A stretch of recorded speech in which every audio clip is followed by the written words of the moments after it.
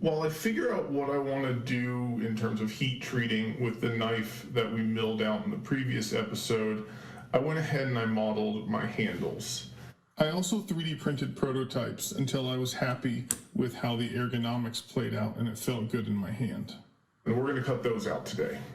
And as per usual, we'll be doing that with the help of end mills from our friends at Speed Tiger. So for a start, again, I'm not going to go deep into the design of these, but I will give you a general idea of how I built the handle, but we're going to focus on the manufacturing. I just did I think it was a 1/16 of an inch offset in from the side of the knife because I do want that look where the handle isn't flush with the actual blade material. And then I extruded it out by 1/4 of an inch.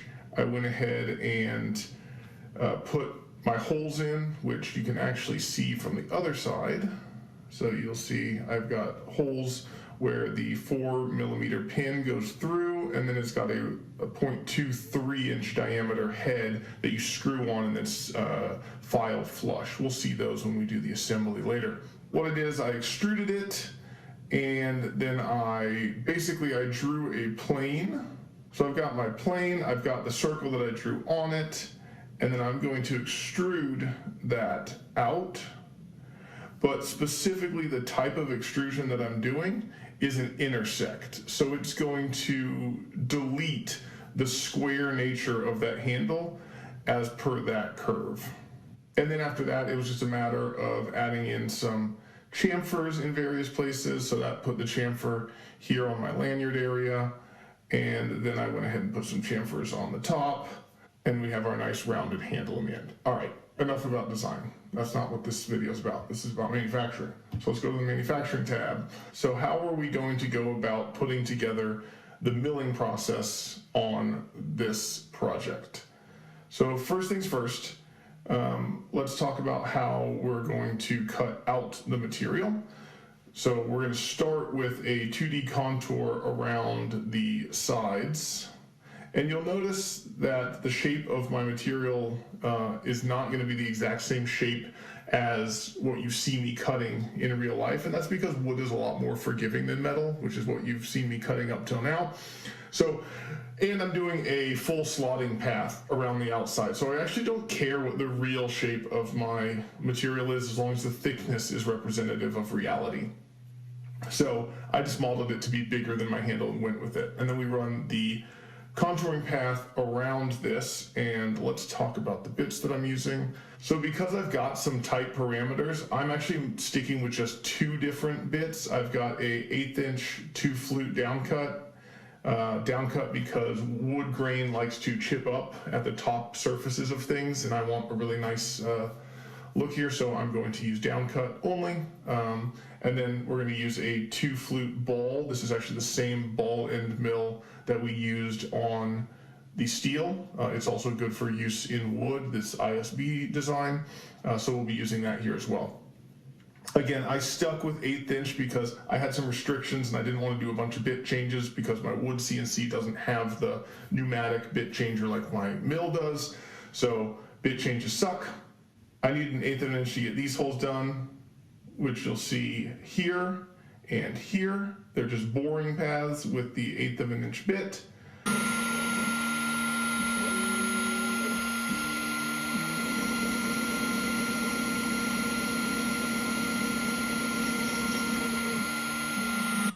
Because I had to do those with an 1/8 of an inch, I went ahead and did my profile with an 1/8 of an inch as well. Also, this would be a little tight to do with a 1/4 of an inch bit anyways. But let's look at the details of this. So here's my feeds and speeds that I'm running with, and you might go, well, how did you figure out those feeds and speeds? I'll be honest, wood is very difficult to figure out the feeds and speeds for, simply because it's so variable species to species. And what's going to make this even more complex is the wood that I'm using for these handles is actually a wood hybrid product. So it's got epoxy in it for some of the void fills and the burl that this handle's made of. And then it was also made with a process called stabilizing. It's where they plasticize the wood And it's good for knife handles, so if you get sweaty and stuff, you're not swelling wood fiber and whatnot. So again, you're really going to have to play with what you can get away with on a per species basis, or at least on a per type of wood. So like softwood versus hardwood versus really hardwoods like ebonies and rosewoods. They're all going to behave a little differently. The other thing to keep in mind is wood grain is extremely important in how you mill it. The way that it was explained to me is, so imagine that the bristles of this brush are the cellular structure of a tree. So we have the grain of the tree running up from root to top, and it's these cells, long, thin cells. That's our grain structure. If I bring a bit spinning, cutting in this direction to do a profile, and then I turn and go like that, yeah, the cell structure will be pressed in a little bit, but all of this is supporting the edge when I come around this way. Imagine if I do the opposite and I've got something spinning like this, and I come around here, nothing is supporting that, and that grain is going to get blown out. So if you're dealing with a piece of wood, it's good to understand what your grain structure is. So here we have face grain. You can see the lines. Sometimes they'll also look like little parabolic shapes. That's face grain, face grain. If we turn it this way, we see something very different. It's almost like the end of little tubes, like I said, going up the tree. So roots were down here, tree top was up here, or vice versa, whatever, doesn't matter. And so that's our grain structure growing up, and you can see it from the side as lines, and you see it from the end as the rings of the tree. You can actually see, I cut this off on the bandsaw, and we've got a slight amount of blowout here of these grain structure fibers. And imagine something more aggressive, like a router bit coming around here and then going that way at this edge. It might pull, and there, just with my fingernail, I can actually start breaking off grain structure. I sure as heck can't do that going this way. I'm not strong enough. So that's why grain structure is important. For the piece of wood that I'm going to be cutting out, it's a little less important for two reasons. One, as I mentioned, it's been plasticized, and so the grain structure matters a lot less because it's basically half plastic at this point. And that's a very common type of modified wood that's used in knife handles. The other reason it doesn't matter as much in the wood that I'm using for my handles is because even before it was plasticized, it was made out of something called burl. For the purposes of this conversation, just think of burl as the cancerous tumor equivalent of the tree world. And so the grain isn't in a nice standard pattern going up or down the tree. It's this cancerous knot almost. It's not cancer, but it's a tumor that just grows in all sorts of directions. So obviously grain structure matters a heck of a lot less there, because no matter what direction you cut, it's gonna suck.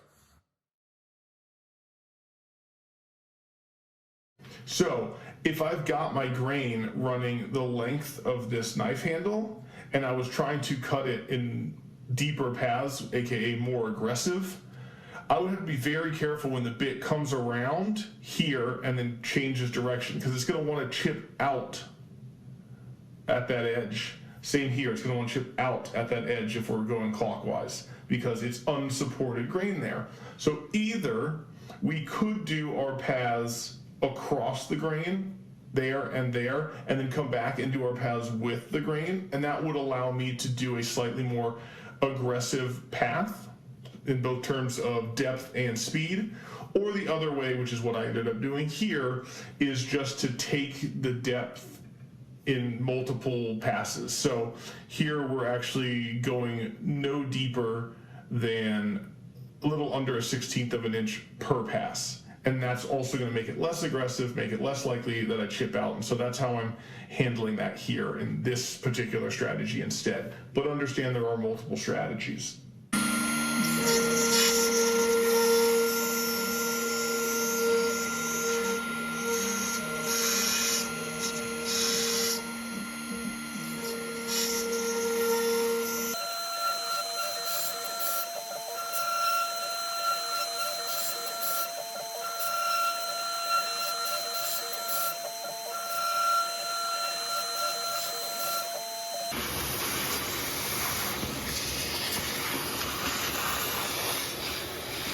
Next up, we've got our 3D paths, and I'm going to start with a roughing path, and that's going to be with that 1/8" tooth ball nose that we talked about. Here's how I'm going to run it.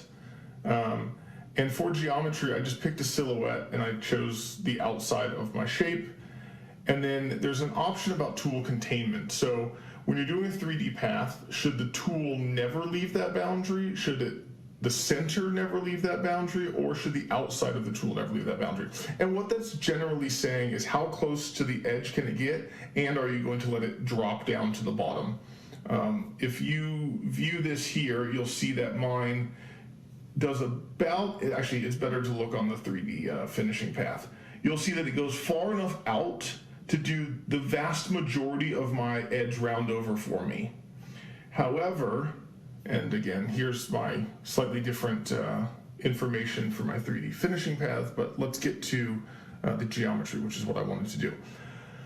I chose to let this tool only go to the center and then a little bit more. I added some additional offset that lets you go slightly farther out than the center of the bit along the edge of our profile. And the reason for that is if I let it go all the way outside the boundary, what it's going to do is it's going to try and drop down into the channel along the side, all the way down to the bottom of the piece. And while that's not generally a bad thing, I have had it mar the side surfaces of a piece that I've already cut the profile out on, and then I just have more sanding work to do. So basically I said bit to the center, and then gave it a little bit more so it could go outside and down a little tiny bit just to give me most of my round over, and I called that a day. I did something similar here, which I just gave it a little less outside the center because this was just a roughing path. The other thing that I really want to point out is you'll notice that I plugged our 3 holes, and that's because if I didn't do that, the bit would try and plunge down into those, and again, they were already cut nicely by these 2 bore paths, so why would I want to potentially screw up my nice clean bores with the 3D path? So what I did is you can click model and you can actually add surfaces by selecting them to cap off areas you want the tool to ignore dropping down in, so it'll just go straight over them. And the way that I did that is back in design, there's a whole nother section called surface, and you can actually go and select holes and apply surfaces to them. In this case, since I've got a curve, I've got to select 2 curves, but then I can actually just patch that, and that's now something that I can select in my machining operation so that, again, the bit doesn't plunge down in there because it's already cut.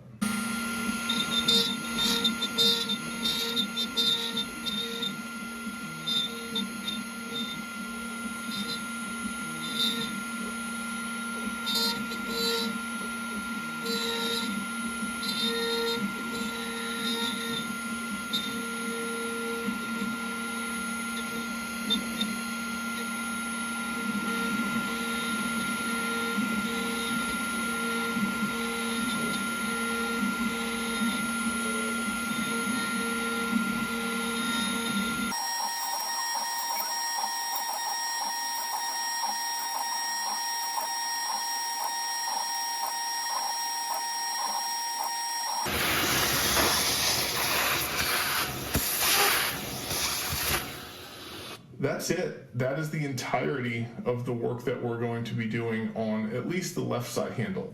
I'm going to literally copy every single path here over to the other side and do the exact same stuff for the right hand side. So nothing else to learn there. And there we go. There's just a tiny bit of cleanup that will come out with probably even 320 sandpaper. As I expected, due to how I was doing the edge, I'll have to sand a little bit right where it meets, but really fantastic right off the mill. This is, however, a test piece. I had 3 pieces of this material.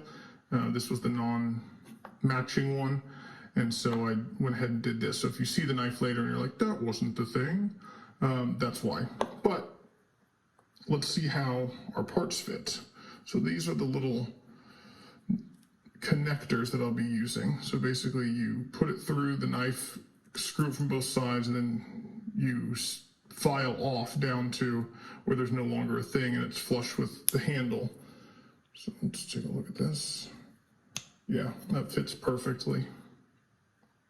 Fantastic. Right off the bat.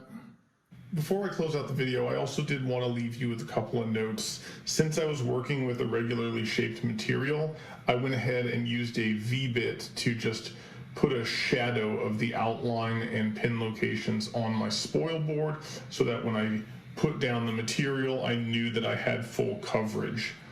It's also worth noting that unless you're throwing big, huge bits at wood or cutting really thick material, etc., you can get away with a lot less refined work holding on a wood CNC than you can a mill cutting metal. So as you'll see here, I'm just using double-sided carpet tape. It works great.